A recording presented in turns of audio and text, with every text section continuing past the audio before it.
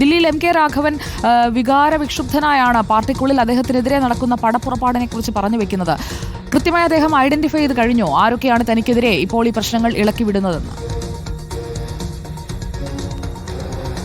ഉറപ്പായും അങ്ങനെ തന്നെയാണ്. അതിൽ ഒന്നാം സ്ഥാനത്തുള്ളത് DCC പ്രസിഡന്റാണ്. കണ്ണൂർ DCC പ്രസിഡന്റാണ് അതിൽ അദ്ദേഹം കാണുന്നതിൽ ഒന്നാം സ്ഥാനത്തുള്ളതെന്ന കാര്യത്തിൽ സംശയമില്ല. പക്ഷേ സുധാകരന്റെ പേര് പറയുന്നില്ലെങ്കിൽ കൂടി KPCC അധ്യക്ഷന്റെ പിന്തുണ തനിക്കെതിരെയുള്ള പുറപ്പാടിൽ ഉണ്ട് എന്ന് MK രാഘവൻ കരുതുന്നു എന്നതിലും സംശയമില്ല. കാരണം ഇത് ഒരു കരുതിക്കൂട്ടിയുള്ള നീക്കമാണ്, തന്നെ ഇല്ലാതാക്കാനുള്ള ശ്രമമാണ് എന്നൊക്കെയാണ് MK രാഘവന്റെ പ്രതികരണത്തിലുള്ളത്.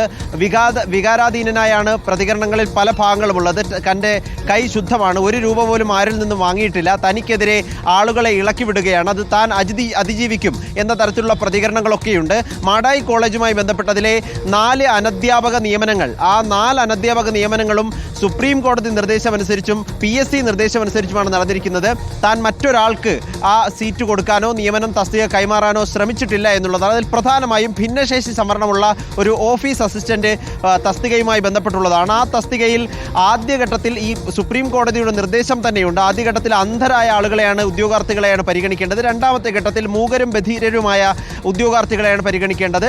ആ 2 പേരും ഇല്ലെങ്കിലാണ് പിന്നീടുള്ള അംഗവൈകല്യവും ഭിന്നശേഷിയും പരിഗണിക്കേണ്ടതെന്നാണ് സുപ്രീം കോടതിയുടെ നിർദ്ദേശം തന്നെ. ആ നിലയിൽ നോക്കുമ്പോൾ രണ്ടാം പട്ടികയിലുണ്ടായിരുന്ന ആളെ തന്നെയാണ് നിയമിച്ചിട്ടുള്ളത്. അദ്ദേഹം മറ്റേതെങ്കിലും പാർട്ടിയാണോ കോൺഗ്രസുകാരൻ തന്നെയായിരിക്കണമോ എന്ന് നിർബന്ധം പിടിക്കാൻ കഴിയില്ല. അത് സുപ്രീം കോടതി നിയമമാണ് എന്ന് പറഞ്ഞു വെക്കുന്നു. ഒപ്പം ബാക്കിയുള്ള 3 അനധ്യാപക തസ്തികകളിലേക്കുള്ള നിയമനത്തിൽ മാനദണ്ഡങ്ങൾ പാലിച്ചു മാത്രമേ ഈ കാര്യങ്ങൾ മുന്നോട്ട് നീക്കിയിട്ടുള്ളൂ എന്നും MK രാഘവൻ ആവർത്തിച്ചു പറയുന്നുണ്ട്. തനിക്കെതിരെയുള്ള ആരോപണങ്ങളൊക്കെ അടിസ്ഥാനരഹിതമാണെന്ന് പറഞ്ഞു വെക്കുകയും ചെയ്യുന്നു. ഇതിൽ ഏറ്റവും പ്രധാനപ്പെട്ട കാര്യം ഇപ്പോൾ ഈ നിലയിൽ പ്രതികരണത്തിനും തുറന്നു പറച്ചിലിനും MK രാഘവനെ കൂടുതൽ പ്രേരിപ്പിച്ചതിന് പിന്നിൽ DCCയുടെ നടപടിയാണ്. DCC പ്രസിഡന്റ് കൃത്യമായി നടപടിയെടുത്തിരിക്കുന്നു.